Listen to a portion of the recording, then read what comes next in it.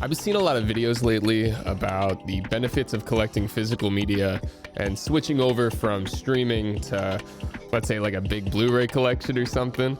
I've been collecting these for about like a year now, and I just kind of wanted to make a little bit of an unbiased sort of take on switching over from streaming to Blu-rays, because it's not exactly perfect, but I do think it is as perfect as it's going to get, unfortunately. Just want to go over a few nifty little things with some fun examples. I've got my little collection here. I'm going to show off some cool little Blu-rays. I'm going to do a little Blu-ray facts. It's going to be a great little time. You're going to love this video. This is going to be your favorite video ever. Subscribe right now! I've got this copy of Stalker right here.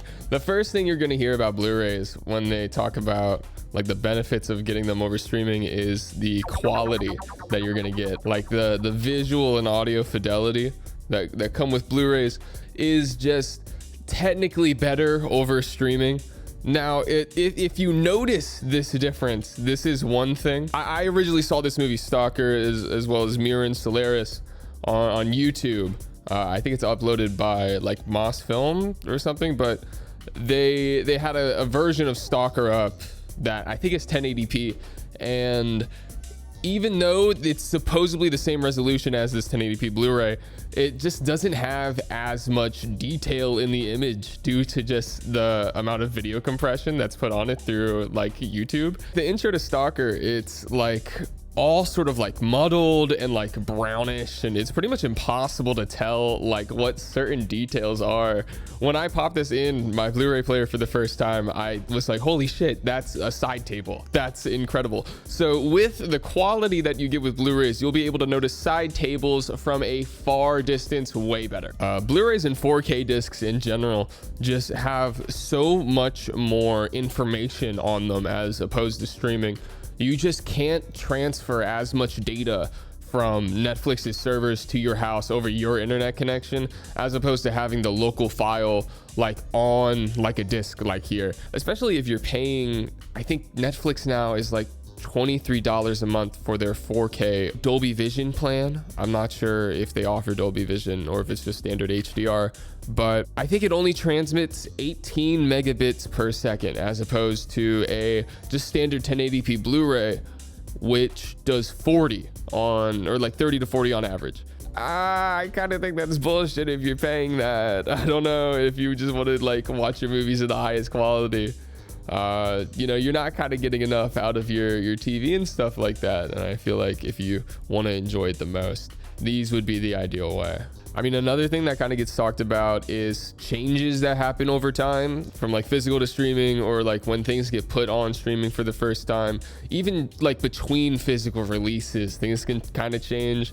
So having like a copy that, you know, no studio can mess with, no streaming service can remove, is really nice. This is the first season of The Simpsons on DVD, and when this was put on Disney Plus, they zoomed in the 4:3 image to fit the like 16:9 TVs, and you just lost so much information and a lot of like jokes. It just makes it hard to watch. I know some people can do it, some people are fine with it, but for me, it's unwatchable. Honestly, it just makes the whole image look so ugly. And you know, for a little bit, if you didn't purchase it like on digital, which I have issues with that too, because they still remove like purchases even if you buy it digitally. If you didn't have it on, you know, the DVD, you couldn't really see it as intended. But I mean, it's not just like the quality you're paying for on the disc, but like the quality of the movie itself. For example, like The Red Shoes. This is a movie from 1948. This movie had to like undergo like a super intensive restoration process. Just because like the film reel was so moldy and damaged, 500,000 frames, and cleaning them up individually, all of damage. Every single shot needs to be cleaned, every single frame needs to be cleaned, and then they could do a wonderful scan and make it look fantastic. This is one of my favorite movies that I've seen, definitely out of my collection.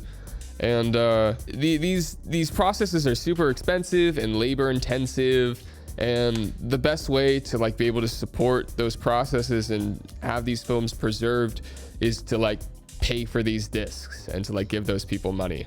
But I mean, you know, it's not always perfect, right? Like every restoration just can't be as good. And Inland Empire specifically is kind of an example of one that isn't as good in my opinion. Inland Empire is like one of my favorite David Lynch movies, and it was shot on like a little mini DV camera. Somewhere in the booklet they outline like the restoration process. I think it's over here. Yeah. And like I love the look of like standard definition video. I don't know why. Like it looks good in my opinion. And they did this weird process and initially, which is like you know, pressing the movie into 35 millimeter, and then you know, you get scanned again, right? That's all fine. But then this movie got put through Topaz AI, and it was upscaled into 4K. I know that like AI is like a big divisive sort of thing. I think this was like just 4 years ago. So it's not like this like generative AI like dog shit that everyone's familiar with, but it's still like super not very good looking like consumer available like AI stuff. This was approved by David Lynch, and like they did like some like quality assurance and some color correction stuff like that. I mean, if it's fine with David, I guess it's fine with everyone else, but I don't know. It gives it like this really weird like sharpened edge look that I'm just personally not like too big a fan of, but it's still Inland Empire. It's still really good. But those are just some things that you kind of have to look out for. Even though Criterion, they brand themselves as dedicated to publishing them in the highest technical quality possible. I guess it says the highest technical quality. Maybe it's not the highest technical quality possible. Maybe it's the highest technical quality they know. Because some other labels have different ways of like encoding the disc. Some releases though kind of go out of their way to preserving the original experience of the movie. Specifically with the Shout Factory version of Clue.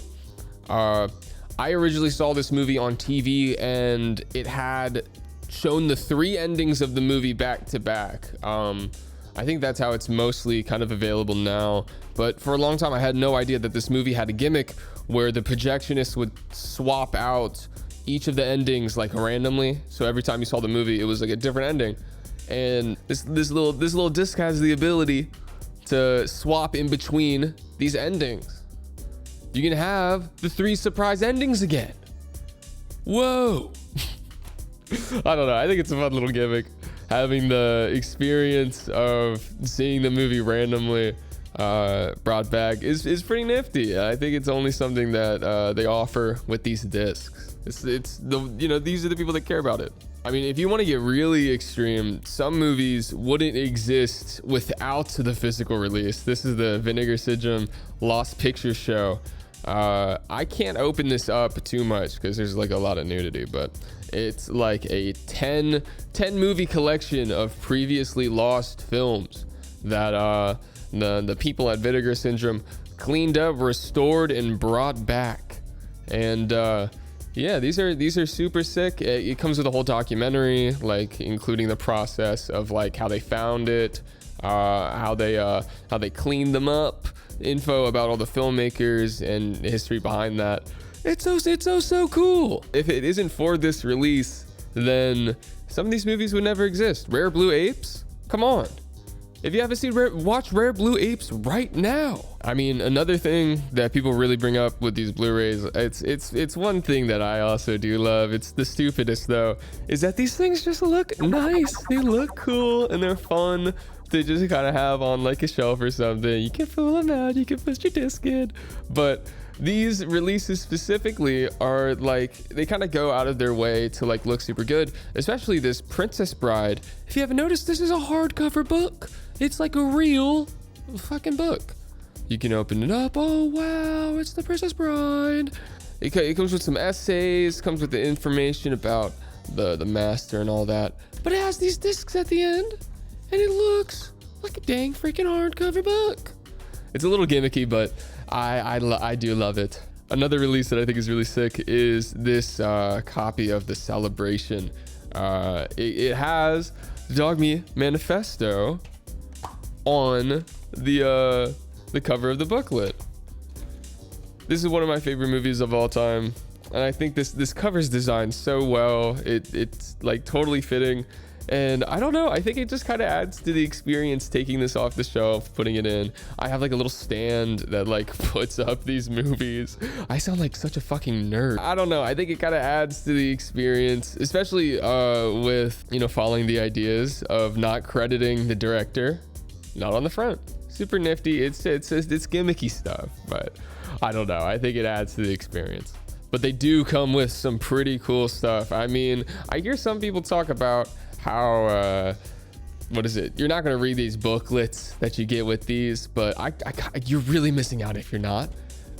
This version of Repo Man, for one, looks super sick. I mean, this art looks incredible, but inside it comes with the original Repo Man comic that the creator of the movie made beforehand, as well as a little pitch document. Look at this, it's got all of the pre-production expenses. Look at it. This is like the type of stuff that you really never get to see. And I don't know if you care about this sort of stuff. This is so interesting. These essays too, they really are interesting. You know, I think maybe sometimes not every movie that you're gonna watch out of the Criterion, and this doesn't just go with like just these fucking Criterion movies, but just any of them. Some of them come with essays and things like that.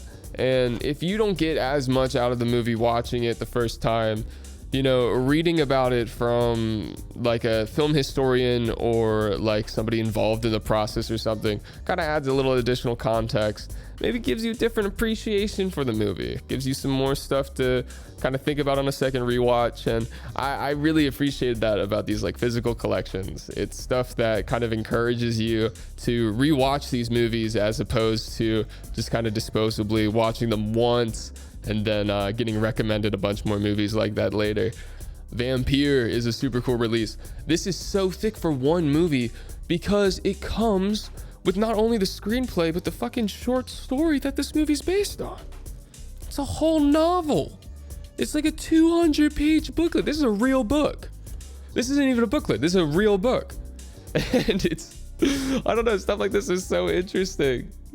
And I do like reading screenplays, so having like this in like a nice kind of paperback form is super cool, as opposed to just like reading it on like a PDF or on my phone or something.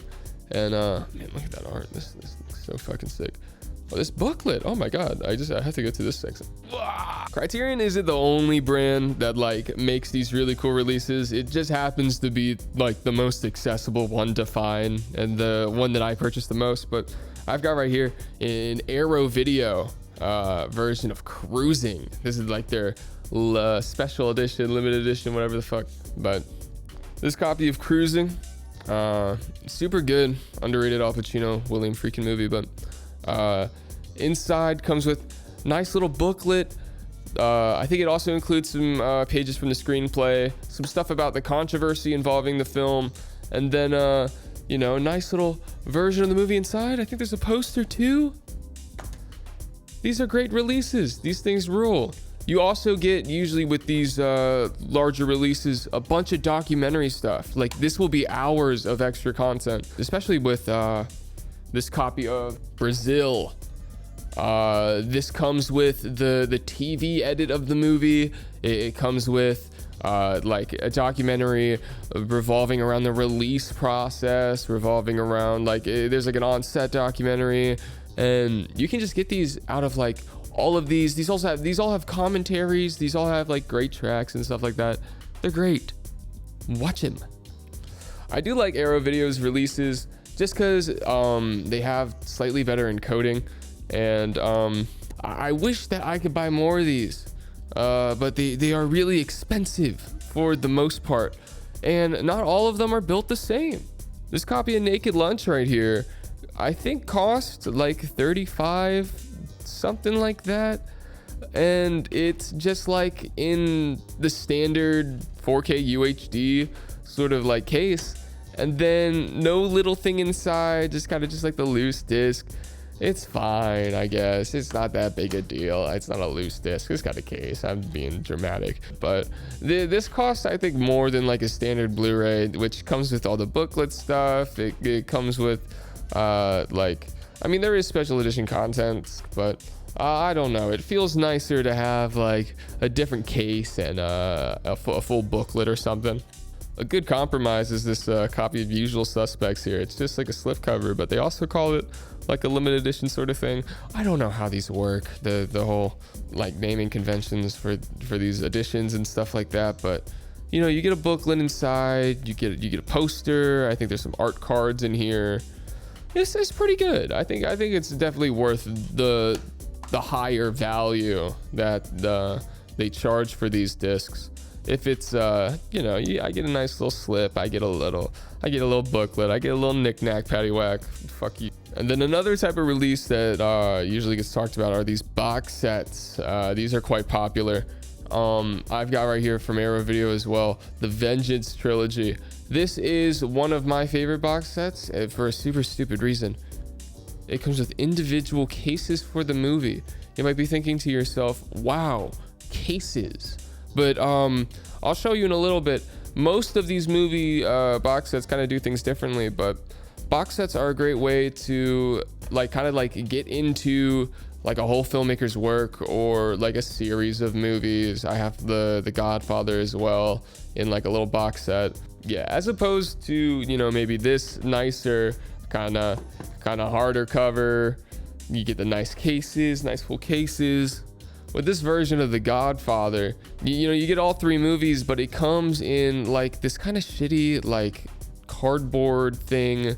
All these are just like sleeves, and I don't know. It feels a lot less premium and a little bit more just like whatever. I feel like these will kind of damage a lot more easily. And that kind of sucks, since I think a big appeal of physical media is being able to preserve them as nicely as you can, these movies. So I don't know. I'm not really a fan of these cheaper kind of I gotta put them in one at a time. All these stupid like little cardboard releases, they're just not for me. I don't really know anybody that's too big a fan of these. I think they're known as digipacks. I mean, I like Criterion's. Some of them are done really well when they're like high quality. No, these like kind of like cheap cardboard sort of sleeves just never feel good to me. I don't know. I feel like these will damage really easily, especially like through water. This is a good example of like a digipack collection, but this is a complete Tati, and all of these movies and like these little cardboard sleeves. These ones are a little thicker, feel a little nicer, got a little bit more give to them. Oh, they kind of slide out a little easily. This is a great collection, definitely one of my favorites. It's a great way to like get into a filmmaker's work. I really love Playtime, and I did not know for a while that Monsieur Hulot, I think that's how you pronounce his name, is like a recurring character. So seeing the rest of these movies is definitely super sick. But this version of The Kingdom right here is another kind of example on how they package these discs. Box sets are a great way to get into like whole series and TV shows. Yeah, you have like this kind of like fold out style, and this is it kind of done right. But an example of something I'm not really a fan of, when they stack discs in cases, it just kind of makes it more annoying to have to pull out one disc and then kind of, because they have like a little plastic thing here to get it out without feeling like you're scratching the disc you're trying to get. It's like stupid like nothing problem shit, but they add up, you know. When these things are a little expensive, I think it's fair to kind of complain about them. This is an example of like a kind of shitty TV box set. I've got Twin Peaks from Z to A. They had a super nice version of this release before, but now it is this like a behemoth of cheap plastic. These discs are stacked on top of each other. They have the worst like way to get the discs out. It's like you don't push in, you just kind of have to like yank them out. Every time I grab a disc from here, I feel like I'm breaking something. And they stack 2 discs on each of these spindles. This is, oh my God. I'm actually gonna try and get this out. I have to put this down. Oh my God. There we go. I have to like bend the disc in order to get it. I don't know if it comes through on camera, but it's not like a thing you want to flex, these discs. You know, you don't want to like bend them, but no, this just kind of feels awful to maneuver. Occasionally these discs will kind of fall out on the side if it's not pushed in all the way. It's just not as nice of a collection as I feel like maybe it deserves. Another bad one is this Aqua Teen box set. This kind of has a similar problem where it's like the same cheap plastic case, but it's made even worse because it's just not attached to it at all. You have this like inner thing that you can just kind of just take out. I don't know if it's supposed to be like this or if mine just came like this, but also the plastic bits that attach each of them together can kind of unlatch really easily. And that's how they first showed up. I had to figure out how to connect them again, because I don't know, this is just kind of a mess. Also, I think, are these discs? No, these discs aren't like stacked one on top of each other like that, at least. So that's kind of nice. Also, a lot of people complain about this because there's like 2 episodes missing from what's supposed to be the complete Aqua Teen series, but it misses 2 episodes. One was banned relating to the Boston bomb scare. I think that one should be on there. And then the other one is what is it, like the blackface episode, Shake Like Me. I'm not gonna be the one to argue for the blackface episode in my box set, but you know, something you got to keep in mind is that sometimes it's not always the full collection. Just because it's physical media doesn't mean that all the releases are exactly perfect. You kind of have to like do a little bit of research and like look through individual versions of movies.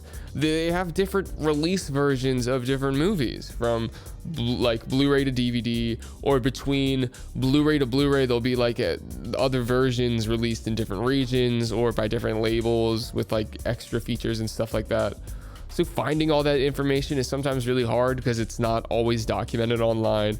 It's annoying, stupid shit. These box sets though, they get a little extreme, and this is when we start entering the territory of like collector stuff, like collector's edition things. We had the limited editions before, but this is the Ingmar Bergman Cinema. This is not really supposed to be like a limited edition sort of thing, but it is like a big collector's box set.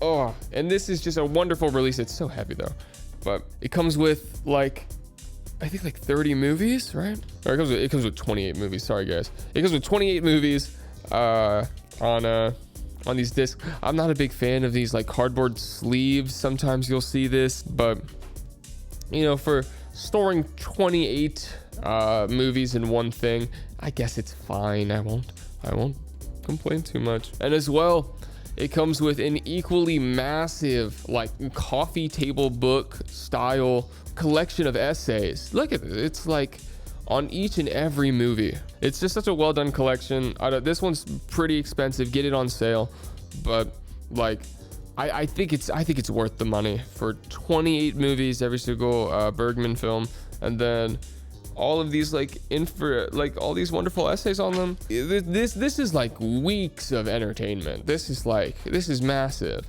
and this is all yours. This is another big collection I have. This is the Alfred Hitchcock iconic film collection. It has six great Hitchcock films. And this one is in the style of like a big booklet, and I don't know, I'm not too keen on this release as much. I mean, the discs itself, they're absolutely amazing. I mean, this rear window like transfer looks so good on 4K. So I mean, they're great movies all in all, but the way that you get these discs out also terrify me. There's no like indentation. Here, I'll show you. On a case here, they have these indentations in the corner, so it's kind of easy for your finger to come in and grab the corner. There's nothing like that right here. it's really kind of difficult to grab these, and 4K discs especially are so much more sensitive than Blu-rays and DVDs, just because they have to store so much information. I think it's like 100 gigabytes. So getting any sort of scratch on like the underside of them could just mean that they're just completely unusable. And yeah, I can't even get these out as an example. I'm too scared to do it. As opposed to the super nice informative booklet, I mean, this one is super like cool looking. It's well designed, yeah, but I mean, you get past all these, you know, sort of things about like the people he worked with often. You can see, oh, MacGuffins, cameos, but like the information on the movie itself, this is like a paragraph long. It's, you know, this whole like art piece of James Stewart looks great, but like, look at how tall this is. The whole page. And you get like, you know, some cool little some international posters. You get this little lobby card thing. That's cool to have preserved. But for To Catch a Thief, I mean, look at this. 6 of these are like film stills. These are just frames from the movie, and then this photo. What the fuck? This takes up the whole page. This is so massive. I don't know why. And then you get a little blurb. Oh, look, here's Hitchcock. It feels so strange, especially given how much this cost. I get all of these things on sale. Please buy these things on sale. Yeah, I don't know. They have some like cool stuff here, but for the most part, I feel like this booklet is like massively underutilized. This is like the size of 2 Blu-rays tall, and it's like there's just nothing here. It usually kind of wouldn't be that big a problem, but I do like these booklets. I do like flipping through them, and if you don't care about that stuff, that's fine, but it is what you're paying for most of the time. And yeah, these things are pricey, man. And then to segue into my next thing, this version is like a limited edition sort of thing out of 5,000. And one of the biggest sort of setbacks to these Blu-rays is cost. These things are pricey if you want to be able to amass a collection in like the way that a streaming service is like a library of movies. Sometimes you just want to be able to have all of the things you want to be able to watch, and if you're taking it from the approach of buying all of these Blu-rays brand new from these like labels, that can get super expensive super quickly. And limited edition stuff gets super annoying too, especially if you just want to be able to access like these shows in high quality ways. I've got this like JoJo's Bizarre Adventure. This is the second half of part 4. This is a box set for just the second half of part 4. You know, it comes with a Blu-ray, and it comes with this nice little like booklet. You know, I think all this stuff is neat, but the thing about it though is apparently other versions, the other limited edition sets, they are rarer than others. I just bought this like on Amazon. All the other ones I think I have to get them for like $100 off eBay, and I don't want to do that. But ideally I'd like to be able to like collect this set of like Blu-rays. I don't know, it would be nice. And that's kind of one thing that isn't mentioned too much. It's less specific to Blu-rays, but just kind of collecting a thing in general. There's a big sort of like limited edition FOMO kind of release strategy that some of these releases have, and they can get expensive pretty quickly. They can get hard to find really quickly too. It feels like shopping for sneakers when I'm just trying to get the Dollars trilogy. I don't know, it's super strange, and it's really something that I'm not a fan of. But that is saying like from the perspective of like wanting to have these editions of movies with all the bells and whistles, with the neat looking cases or whatever. I have right here this copy of Election that I got secondhand. Physical media right now, nobody wants this shit really. I mean, physical media is cheap if you go secondhand. $4 for this copy of Election. I got a local bookstore, and I did not know this. They have a version of Election released by Criterion, and I'd love to have the booklet and the commentaries and all that stuff, but you know, oh, I guess this does have a commentary. Maybe I'll watch that later. But like, it would be nice to have, you know, the cases to fit in with my other movies, all the bells and whistles and stuff like that. But it's still a Blu-ray with the like movie on it. It's still like a high quality way to watch it. It's going to be better than streaming. Audio especially is a big benefit that you get, like, over having these physical discs. And it's just a better way, even if you're buying like not the, you know, jazzed up versions.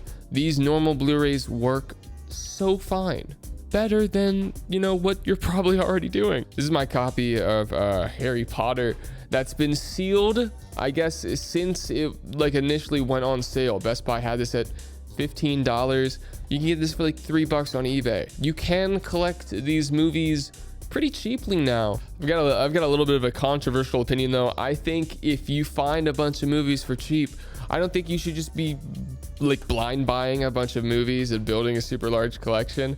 Just cause I think you'll give yourself an issue I had with like streaming services, and then an issue I have now because I've bought a bunch of these really stupidly just because I like collecting things. But it's choice paralysis. You just see too many things and you can't decide, like, oh, I have access to every single movie. I don't know which one to watch, you know? My attention is scattered across all of these different things. And I think it kind of removes the intentionality that you can get out of collecting these by just like choosing a few movies that you know you're really gonna watch, you know that you're really gonna like, and maybe you already have like some sort of attachment to. I think it makes it a little bit more special and definitely a lot more cost effective. I've made the issue even worse for myself. I think you could face this too if you just blind buy a bunch of like criterions and stuff like that.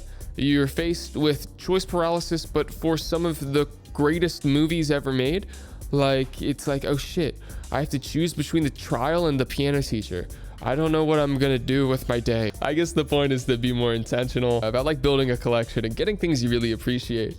And like, even with like the high cost, that's kind of like builds into my last sort of point on why I like doing these. Like, you could support like indie and like just like strange projects overall. Like, I have Final Flesh right here. This is made by the Wonder Chosen and Xavier Renegade Angel guy. This is a insane movie that I can't talk about without getting age restricted. This would just not release on like streaming platforms, and if it was put on like digital VOD, it probably just wouldn't be as successful. But like giving money to the people that made this, like by purchasing it, is really cool. It tells them I want more of this, and I really do. This right here is my favorite movie of all time. It's Such a Beautiful Day by Don Hertzfeldt. I think that's how you pronounce his last name, sorry. But like, this is just such an amazing release because I just bought this off his website from him. It's cool to be able to like give money directly in the pockets of the people I want to like continue supporting money, instead of just giving money to like Netflix, and then the streams really don't support like movies like these, just because it can't happen in mass large enough to really be financially successful. But if you're purchasing these, then you can help out. Okay, I feel like I've been rambling this whole time. It's been going on for about an hour, but like overall, I think if you're feeling like switching from like streaming to physical media, I think you should probably be purchasing maybe like one or two at a time, as opposed to buying like a big old heap like these. I know it's cool to put on a shelf and shit like that. I love it too, but man, it is not good for the wallet, and I don't think it's really like a healthy like sort of way to like view these movies. These are all super great pieces of art that you should absorb yourself in, and instead of just like buying them kind of willy-nilly, it makes it a little less special.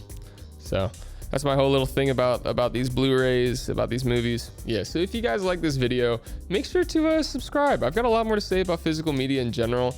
I mean, I've got some more video ideas plans, so if you care for more stuff about that, then make sure to check out some more videos if I have them. I don't know. Oh shit.